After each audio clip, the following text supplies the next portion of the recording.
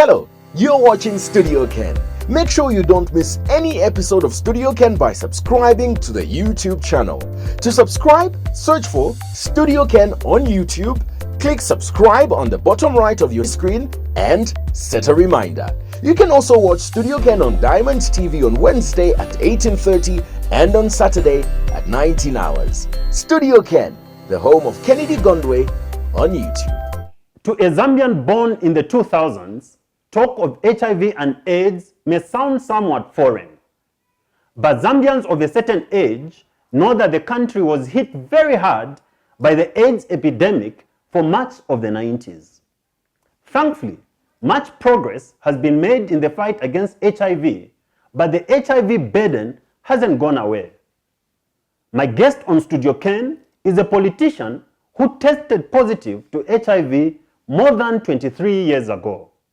Dear Mama, I'm chilling with Studio Ken, and I know that you're proud of me. Yeah, man. My name is Super Fantastic at Bidocious BBD Flow. You're now rocking with Studio Ken. Remember to hit the subscribe button.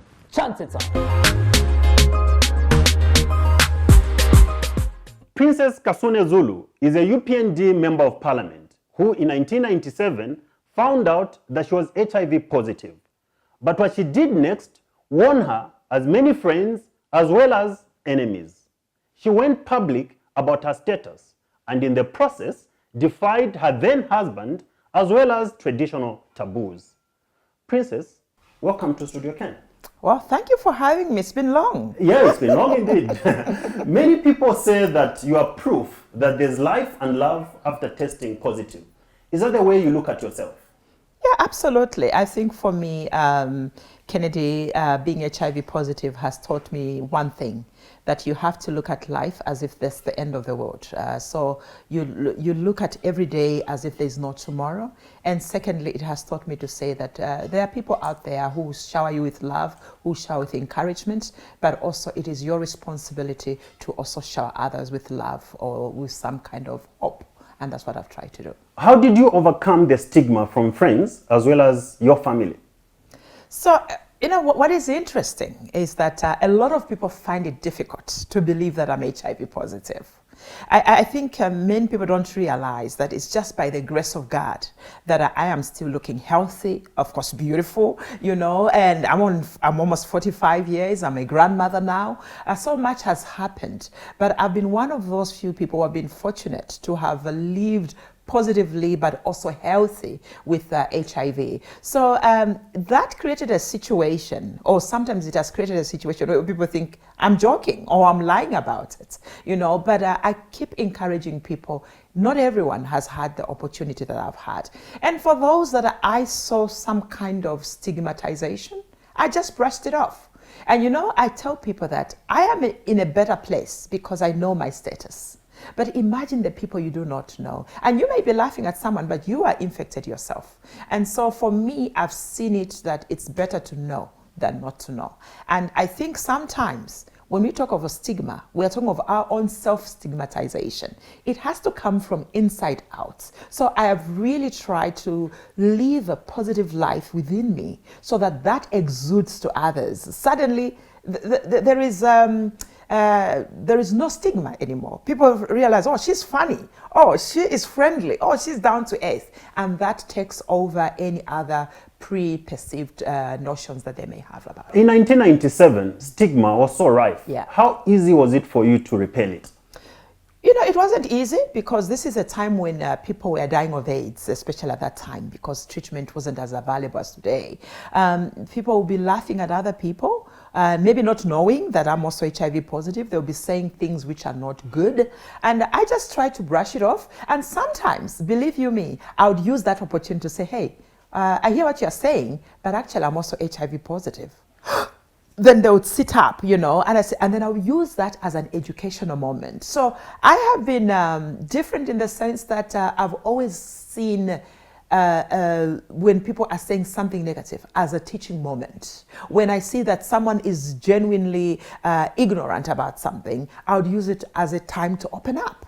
And maybe because I look healthy, people tend to to listen to me, but I tell people that The fact that I'm looking healthy, that's good. But imagine how many people are infecting other people because they're still looking well. And that creates this awareness, and that creates this opportunity where people begin to say, well, I want to test, I want to know. And you know, Dr. Manasseh Piri was very instrumental in my life. May his soul rest in peace. He kept reminding me, even as I went into Parliament, he looked at my maiden speech. You know me, I'm an off-cuff person, but he ensured that he reminded me that you are not only a member of Parliament for the people of Kembe constituency, you are not just a lawmaker in Zambia, you are there to showcase that people living with HIV come from all walks of life, and they are there in the leadership, they are there in our homes, they are there in our teaching careers, in our health careers. Bring the human first and show that people with HIV are not victims, but they are leaders and making a difference in different walks of life. At the time you decided to go public, your late husband wasn't for the idea. Yeah. Traditional taboos also had to come in. Obviously, there must have been pressure from the family. How easy was it for you to prevail over your husband that, look, I need to go public about this? Yeah, I think that was the difficult part. My husband then, Mr. Zulu Moffat, may his soul rest in peace, and that's how I get my Zulu name. He put it categorically that if you go out against my wishes, because I was convinced that I wanted to tell the public about this. I felt by breaking the silence, we will break the stigma, and people begin to normalize. I don't know, I didn't read anywhere, but I was convinced that the more you talk about something, the more it becomes normalized because people can see a human being and they can put a face to it. So I was convinced. I started going out in companies. I went to Standard Chartered Bank in Ndola because I knew a friend, Kennedy, by the way, Edward actually, who said, come. But my husband made it categorically that when you come back, that'll be the end of the day. You have to pack your things and go. Was it the end of the day? No, it wasn't, because I just told him, look, I'm going on a radio show at Radio Ichengelo. Dr. Manasseh was a host then.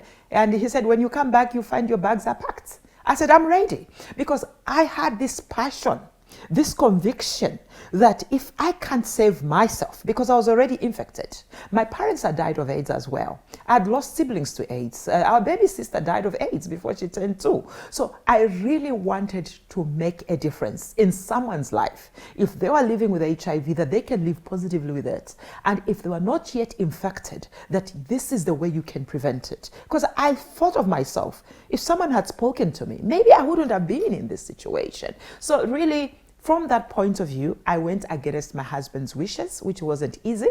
And I didn't have anywhere to go. I was a grade 11 dropout. It meant I'll go back to the village in Chibombo, but I was ready. And what toll did that have on your marriage when finally you went public and your husband knew? I think it had a very huge toll, more than I realized. My husband then, Moffat Zulu, lost his job, because the company that he was working for, the mines, who used my testimony indirectly to find a way to take him out of his employment. And he was the head of mine police. So you can imagine he had a big position. And I think these were some of the fears. And this is where I tell people, it's not everyone who has the tenacity to go out public. But what I encourage people is that know your status for yourself and live positively and share with your children, with your beloved ones, because that is where it matters the most. And sometimes the family looked at me like, why are you disgracing us? Why are you disgracing your marriage? You are a married woman. You are bringing shame on the name of your family. But I said, what good is having a name for the family when people are dying out there?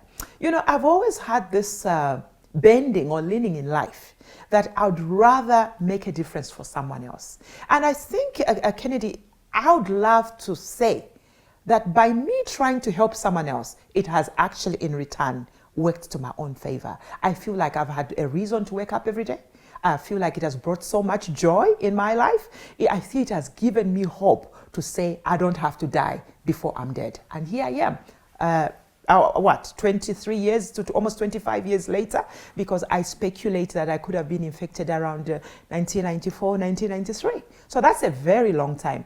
But also my faith is very critical. Some people that are HIV positive describe feelings of isolation and loneliness. Take us through some of your darkest moments. I've never had any. You know, it's a funny reality, but I say it with respect for those who have had down moments, for those who have had feelings of isolation. In any case, maybe it's my personality, maybe because people don't believe me, it has won me a lot of attraction from men, you know, including my husband now. When I met him, I told him the first time. And what was his reaction? He was like, okay. I had known him for 3 days, and I could see that he was giving me some signals that there was more to it. I had just been approached to do some pastoral work with a church in Chicago, and I was working for World Vision US then, and I was talking to them, and there was this German-looking man, but he was American, but he had these strong German roots, because my husband has German roots, even though he celebrates more of his American, because that's where he was born and bred. And long story short, I gave him a magazine. I'd just come out in the Cosmopolitan magazine in Australia, and so this became my way. Like if I see a guy giving me some signals, I'll just give him to read. And he read and he said, wow, I just had someone break down, because it was in my apartment in Chicago, and he came out and said, I didn't fall in love with the virus. I fall in love with you. And what is his status? He's negative. My husband. You've got children with him? Now we have a child. We have been married for over 12 years, and we dated for about 3 years because I just thought this man must be crazy. Why does he want to marry someone who is HIV positive? Why does he want to marry someone who has children? You know, and my children were not young. They were already going to preteen years. But he said, Princess, if you got sick, I want to be on your bedside. I want to be there until the end of your life. But knowing your personality, I think you may outlive me. So that is what we are working at. But back to the question, it is true that a lot of people go through isolation, loneliness, especially women sometimes, especially those days. I think it has kind of changed. I've met a lot of discordant couples, not that they're public about it, but at least they're able to share with me. I think people have normalized it, or they've realized, you know, we can protect ourselves, and then I don't have to infect the other person. You have heard of the findings now that if you take your medication consistently and you are under detectable levels, you may not transmit the infection, which I haven't gotten there. I still use protection all the time, okay? I'm like, I don't know, because I just feel like it would be wrong for me to infect someone else. But how about the child that you've got with your husband? Yes. What is the status of the child? He's negative. Okay. How have you been able to maintain that status for your husband as well as your child? What precautionary measures did you put in place? I've always used condoms. And when we were to conceive, I think they told us certain methods that you could use so that you do not infect your husband. I try not to go into the details, but there are 3 ways, I think, if I remember correctly. There was one where he could take a prophylaxis, meaning he takes the drugs and then you become intimate for that period of time when you are in the conceiving period, so that then he doesn't get the virus. Then there's one where you can just inseminate, and then there is one where the gentleman just say, well, because you're undetectable, I'm willing to take the opportunity and without any prophylaxis, and then afterwards you go back to meeting with protection. So I've tried to do that. And then for my son, what I did was I'd never breastfed him. He's a very strong boy. You know, his sisters say he should have been called Solomon because he is one of those strong men, young men you will find. But he just breastfed formula milk. You know, they say that for 6 months it's okay, but I didn't want to take chances, and I was able to afford formula milk. What is the most important thing that you've learned about yourself in the last 23 years that you've lived positively? I think it's not just being positive with HIV. Now, of course, you know, I tested positive to COVID, and I've just finished my quarantine. And with that, and as you grow, you know, I'm now a grandmother away from just my 3 biological children, from the 5 adopted children that I have, for the job that I do as a member of parliament, just coming back to Zambia to say, let me give back to my country. Just be you. You know, a lot of people are kind of shy. Some people, they're not outgoing, but that's not who I am. I love the show. I love the camera, and the camera loves me. I love to talk. That's how I get my energy. So I cannot be something else. And so even for my husband, son is like, oh, you just love the limelight. I do. And the limelight loves me back. So I think in life, if there's one lesson, is be yourself. and do whatever you do to the best of your ability. I want my life to count. You've read my mind very well, because the next thing that I was going to ask you was about your quarantine when you tested positive to the coronavirus. Yeah. Take me through the journey. How was it like for you to be quarantined for that number of days? And very soon we'll be going to check where exactly you were isolating yourself. Well, so on a Thursday, the 23rd of July, I was so excited because the same day I had received the message that my grandson Prince was born. And, you know, they insisted that he would be called Prince almost after my name, but because we also have this lineage from the Lenje chiefdoms. So I was very excited, dancing not too far from here in that corner there. And suddenly, then I went to the hospital because I was supposed to travel. So he came 2 weeks early. So I had an appointment for Thursday at the hospital, and that's where I went. And Dr. Makupe was there with his team, and his team took the tests. And then on Saturday, I got a call, actually I text to say, Princess, be strong, your results came out positive. And I was like, okay, so what do I do now? He says, well, you go in quarantine, and then other people will be checking on you.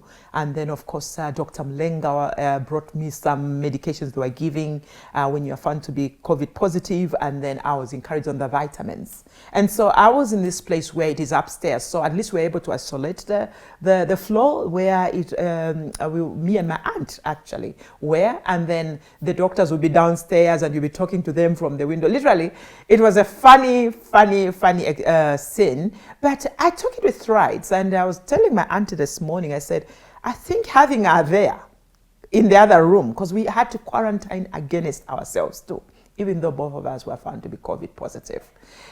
We had to quarantine ourselves, but I think there was a feeling that someone is in the next room.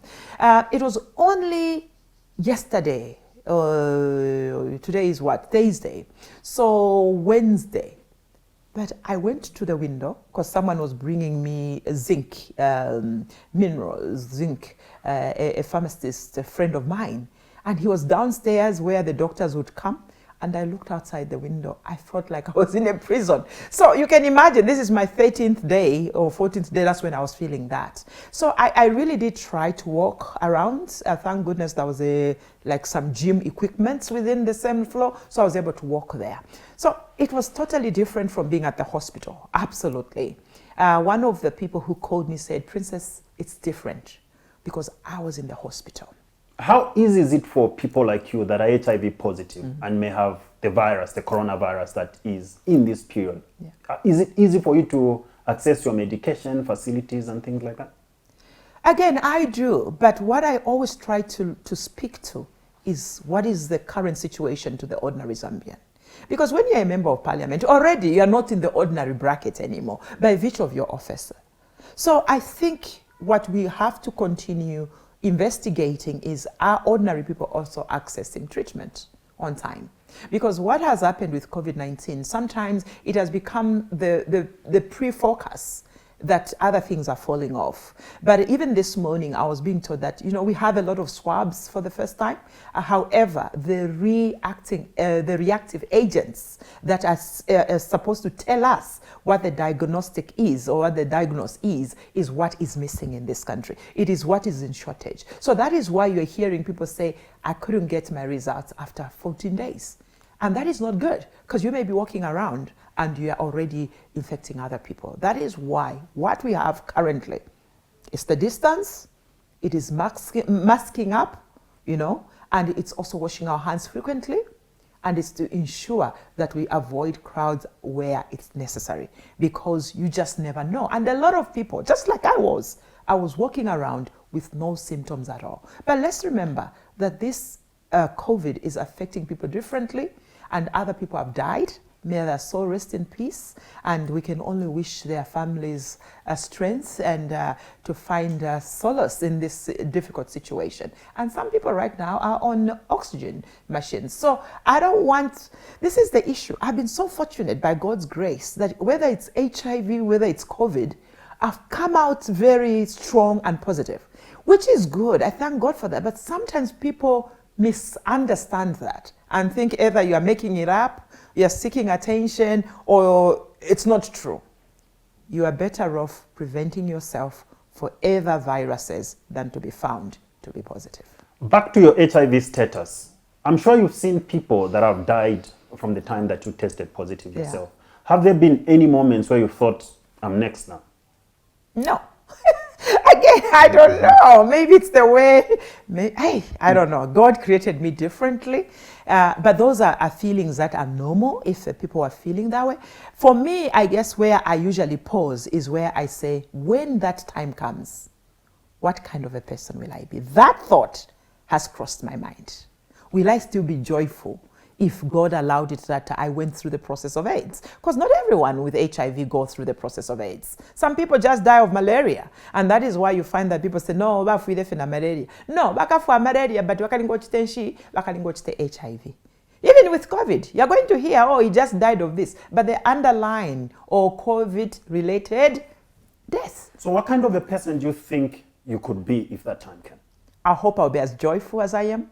I hope that I'll be ministering to people. I hope that I'll be able to share my personal experiences. Because for me, there's just so much power when you can see someone else's life experience. Just during this COVID-19 experience, I was broadcasting live every day from my Facebook page. You know what? One of the members called me and said, you have no idea. I was giving up. Because you know there are a lot of members who tested positive. We heard of the 15, there are more than that.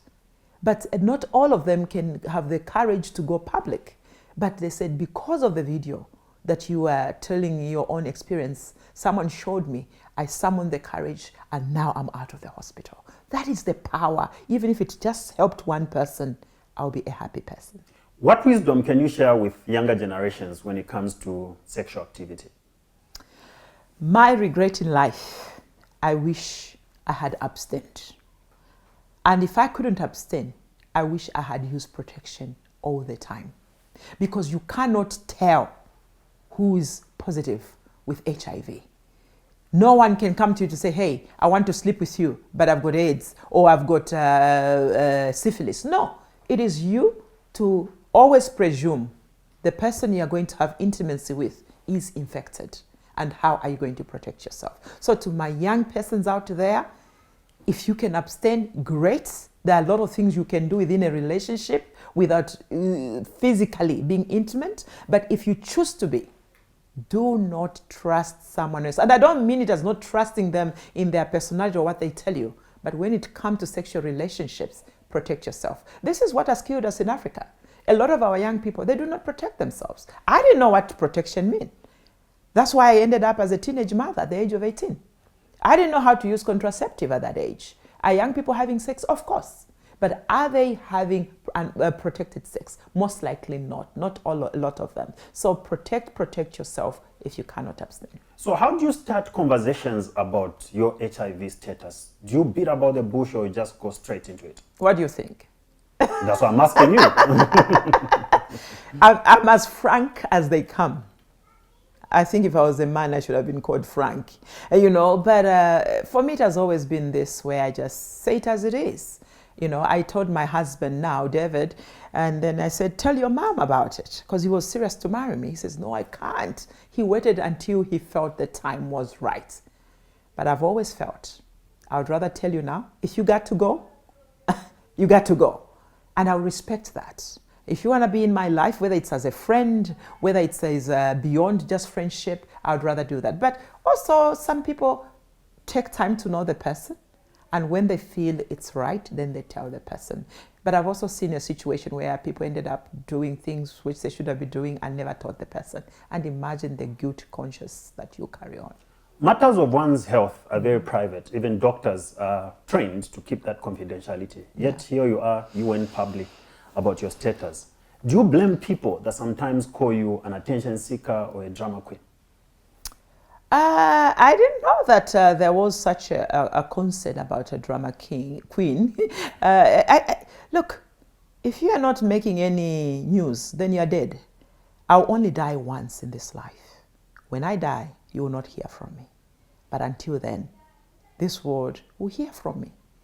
And you know, Oprah said, if you are not willing to be talked about, then you're not ready for success. Then you're not ready to make impact in the world. So for me, I've always, maybe it's the broadcaster in me, that always want to share, always want to use it as a teaching moment. Will I touch everyone? Will everyone appreciate? Of course not. As you grow, you realize in life, there are people who love you, there are people who will not love you. But I've also chosen to focus on those who give me the positive response, who are being blessed by what I'm doing. The ones that I'm not touching, maybe they're for someone else. And that's okay. That is okay. When you went public about your HIV status, you were thrown out of your church. How did you react to that? So it was a local denomination, and it was this pastor in particular, and who had since repented. I articulate about that in my book, Warrior Princess. I'm just taking a stab on my second book. You know what? People didn't know better. And for me, I said, look, if this is what church is all about, if this is what heaven is all about, then I'd rather be ready for hell, because I couldn't see the logic or the compassion that the church was preaching about compared to the action that this man took.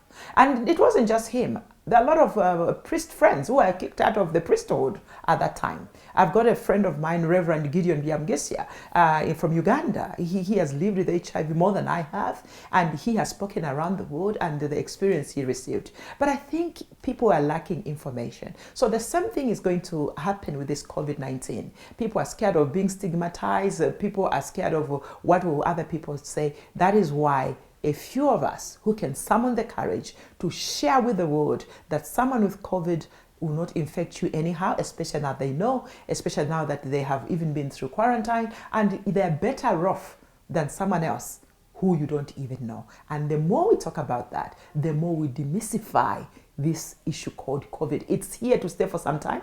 Vaccines are still being worked on. In America, people are still dying. In the UK, so why can't we just learn this new normal and live as human beings? So what did you tell this pastor the next time that you met him after he expelled you from that church?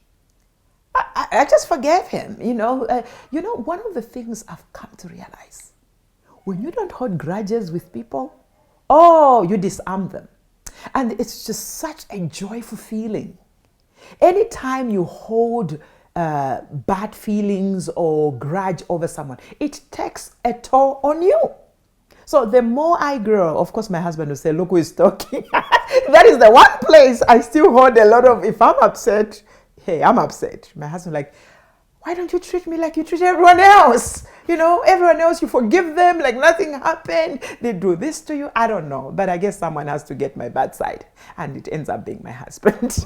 What is the biggest misconception you think is there that exists with people that live with HIV? Well, that you are no longer sexually active, maybe. There was a time where... And what do you tell people when they think that you're no longer sexually I say, hey, no!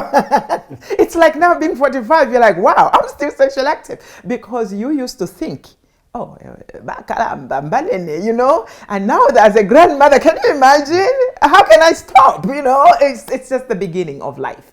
It's different phases of life. Today I was knitting my grandson's head sock. I've gone back to doing those things. But I'm a young grandmother, and that is okay. So I think in life, it's to take what life throws at you and define it. Do not wait for other people to define it for you, because they will. And if you give them that power. But how do you take away that power? Is by you speaking about it, by you becoming the person who define yourself. Write your own script. Be the director of your life. Otherwise, someone will tell your story. Earlier on, you spoke about having lost both parents when you were only 17. How did that change your life? Well, it changed tremendously. So my mom died early, so I was 17. By the time I was going to 18, my father died as well. And we didn't even know what happened to my father. Just 2 days ago, a man called me and said, I'm the one who buried your dad. I bought the coffin, Uncle Mkwanga. I was like, wow, you know, because he had gone to be with his father's side in Mungule area. So really in the Mbosha area. So it was difficult. We became orphans. We had to go scattered ways at some point. And at some point, I became the head of the household, taking care of 9 children, including myself. So it wasn't easy. And that is why I think it contributed to me dating men who were twice my age at that time. You know, I was only 18, dating people in their 40s. which is my age now, that was because I needed survival. I ended up becoming a teenage mother. I ended up dropping out of school in 11th grade. You know, thank goodness I went back to school, did my high school and my master's degrees, but that wasn't the experience then. And I've always been this mother type where I have to take charge. So for me, it was a no-brainer that I became the one to take care of the whole house. And what positives did you draw from there? Well, there were a lot of impacts, I would say, and I don't wish it on anybody, because at the end of the day, I had to survive and I had to feed my family. And I ended up, the things I've told you, even maybe HIV positive, because I was using my relationships as a way of survival. And the few people like my aunt who took care of us, they were already burdened. So it is a difficult place. That's why I tell people who are positive, please, please, please, do whatever you can to take your medication, even in the midst of this COVID. It's not only people who are HIV positive. There are a lot of underlying causes, other causes. It could be diabetes, it could be high blood pressure. I don't have these conditions, but that is what other people are dealing with. I know sometimes it feels like you want to stop, but imagine the impact that it will have. Maybe on your spouse, they can easily remarry and whatever, but what about your children? What about your family? What about the community? What about the nation? Zambia needs you, the world needs you, because there's no other person who will be like you. Princess Kasune-Zulu, thank you very much for hosting us. It's been a pleasure chatting, as always. You'll come back again. Dear Mama, I'm chilling with Studio Ken, and I know that you're proud of me. Yeah, man. My name is Super Fantastic at the video, just B-Flow. You're now rocking with Studio Ken. Remember to hit the subscribe button. Chance it's on.